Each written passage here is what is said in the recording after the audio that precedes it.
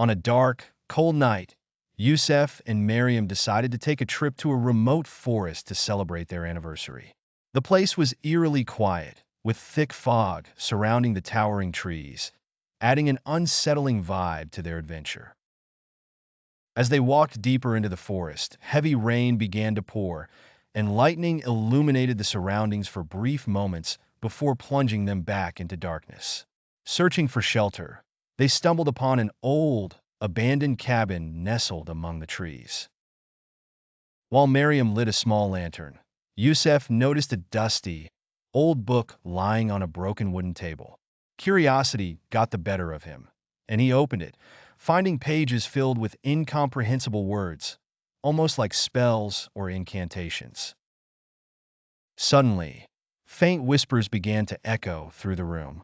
Miriam asked in a trembling voice, "Did you hear that?" Youssef replied, his voice shaking, "Yes, but there's no one here." Suddenly, the lantern went out, plunging the cabin into pitch darkness. The doors and windows began to rattle as if a violent storm had taken hold outside. But when they looked out, everything was eerily still.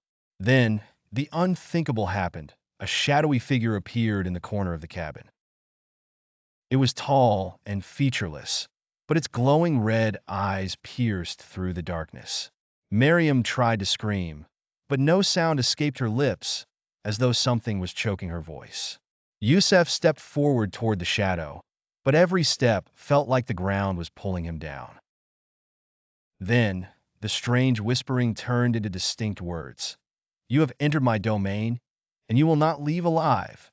Grabbing Miriam's hand, Youssef ran toward the door, desperate to escape. But every time they opened it, they found themselves back inside the same cabin, as if the place had become a demonic trap with no way out. In a moment of desperation, Youssef remembered the strange symbols in the book. He rushed back to the table and began reading the incantations aloud.